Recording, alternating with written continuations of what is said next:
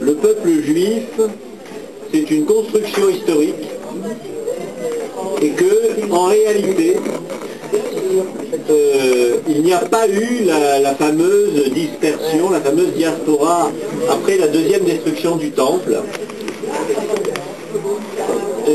Shlomo Sand explique qu'en réalité, dans les 500 dernières années avant Jésus-Christ et les 500 premières années après Jésus-Christ, la religion juive, comme les autres religions, était une religion prosélyte qui convertissait. Vous savez que la religion juive aujourd'hui ne convertit pas. Le peuple, il y a le peuple élu, ça lui suffit, il n'a pas besoin de convertir.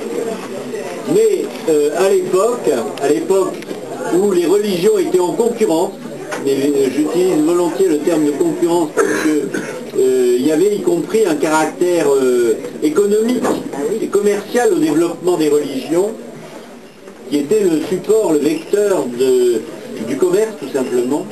Les religions avaient un intérêt économique à convertir.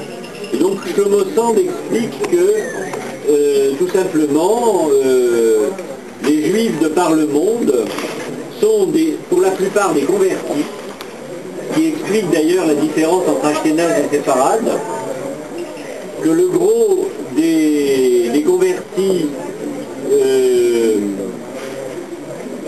d'Espagne, du Portugal, du Maghreb, étaient par exemple en ce qui concerne le Maghreb, des tribus berbères. On a un exemple avec la Caïna, qui était une convertie dans un royaume berbère. On a le contre-exemple des Khazars en Europe centrale, qui seraient les descendants donc des Ashkénazes. Et donc en fait, pour Shlomo Sand, le retour vers Israël est quelque chose qui est une fabrication historique qui n'a pas de réelle signification au XXIe siècle. Pour reprendre ce qu'avait dit la personne là-bas au fond, actuellement, moi, je ne sais que penser du Hamas. Est-ce que, élu, est-ce que ça permet de se justifier? Est-ce que... de quel droit on va accepter les gens qui étaient élus? De quel droit? Je ne sais pas si quelqu'un peut... Le Hamas est un mouvement de résistance. Nous sommes même le Haraka, c'est un mouvement de résistance à l'occupation. Il a bien sûr son idéologie, mais c'est d'abord un mouvement de résistance contre l'occupation d'Israël. Est-ce qu'on peut faire abstraction de ce côté religieux? Mais il n'est pas le Israélien s'en fout qu'on soit... Mais pourquoi vous posez cette question? Qui est-ce qui fait abstraction? Non, mais j'ai bien dit que je me pose la question. Moi, je répète, je ne sais que penser du Hamas. Alors on le dit légitime parce que élu, mais il me semble que c'est quand même, je vais dire, une bande d'excités religieux, dans des extrémistes religieux qui ne sont, pour moi, pas plus... le fait d'avoir été élu... pour le droit d'ingérence, alors. Non. Si ça ne convient pas, il faut intervenir, c'est ça? Bon, il a été élu, est-ce que c'était en opposition au Fatah, ou c'est tout que ça a grenouillé là-dessous? Eh ben, le Fatah, on lui a rien accordé pendant des années. Au bout d'un moment, les gens se sont dit, on va rien avoir avec le Fatah. Et puis voilà, et puis il faut quand même savoir que le Hamas, au début, était subventionné par l'État d'Israël. Le pourquoi de la chose, posez-vous la question quand même. Pourquoi ils ont subventionné le Hamas et pourquoi ils ont combattu Arafat? La question, on a dit que les talibans étaient subventionnés par Syria, ça explique rien. Ouais. De toute façon, c'est différent. Hein. Le Hamas et les talibans, c'est complètement différent. Non, mais je dirais pas la même chose. Il y a une connotation nationaliste et religieuse. Bon, et ben ça me gêne.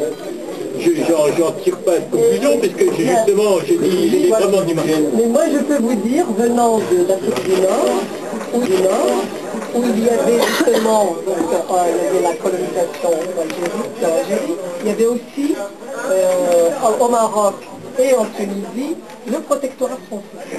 Eh bien, c'était à travers le vecteur religieux que beaucoup de gens se sont soulevés. C'est aussi, je ne dis pas que c'est uniquement ça, mais c'est aussi ça. C'est un moyen. C'est un moyen. Les croisades, ça, non?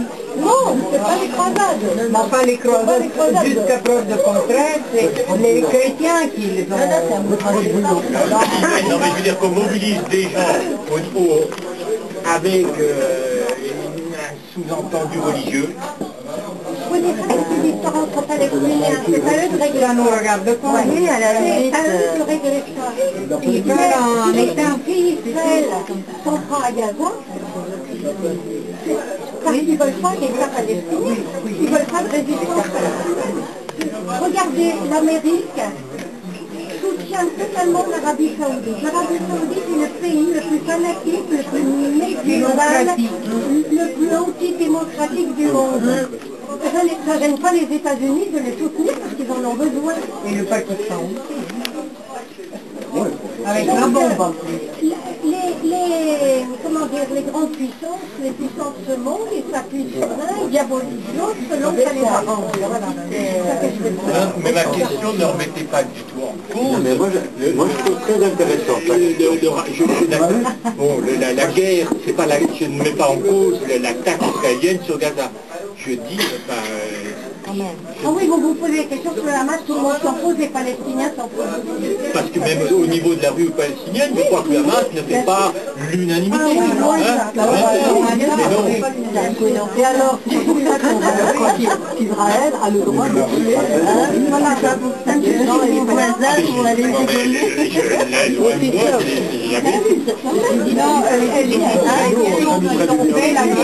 C'est pas parce qu'on n'est pas d'accord avec eux que ce sont des terroristes. C'est un mouvement de résistance. C'est ça qu'il faut dire. C'est un mouvement de résistance. C'est pas pour autant que ce sont des terroristes. Il faut dire à la base, et en fait c'est un mouvement de résistance à une occupation. C'est clair, c'est comme ça. C'est vrai qu'au sein du Hamas, il y a certainement des déviances. Le fait de la religion ne veut pas dire non plus que c'est un mouvement religieux. Il faut dire que dans ces pays-là, l'islam fait partie du fonctionnement de la vie de tous les jours. Même si les gens, même s'ils ne pratiquent pas, sont de culture musulmane. Alors ensuite, bon, le fait du Hamas, c'est un mouvement de résistance. Point. Ça s'arrête là. On est d'accord ou on n'est pas d'accord. Et dans tout mouvement, c'est vrai qu'il peut y avoir des déviances. Mais il ne faut pas non plus en faire, disons, quelque chose qui n'en est pas. Je vais rebondir sur ce qu'elle a dit par rapport à... Je vous donne, excusez-moi, je vous donne mon avis qui est personnel en tant que personne sensibilisée aux droits humains internationaux sur l'axe Dijon-Maghreb, que ça aille de Rabat à, on va dire, aux portes de l'Orient, si on veut. Et en plus, je rejoins ce que disait Pierre Abécassis sur le fait, moi aussi, je suis d'origine mitigée, en fait métissée, puisque en partie pied noir d'Algérie et en partie berbère. Donc, si vous voulez, ce problème d'occupation, je l'entends depuis la nuit des temps, depuis toute petite, et je suis en plein en creux. Donc, je comprends pertinemment comment on peut évoluer dans un mouvement qui est de réaction, finalement. Tout simplement. À une occupation. À une occupation, tout simplement. Une occupation à rallonge et qui ne cesse de perdurer.